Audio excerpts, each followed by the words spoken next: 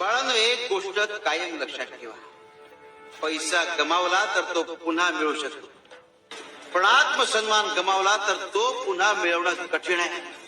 तेव्हा संयमानं जगा.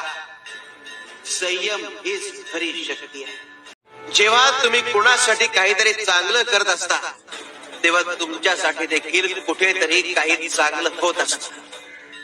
फरक फक्त इतकाच आहे की तुम्हाला ते दिसत नसतं. शिवारे शंकर नमामि शंकर शिवशंकर शंभो, हे गिरिजापती भवानी शंकर शिवशंकर. स्वामी जगाची माऊली, स्वामी कृपेची सावली, ऐसी निरंतर माया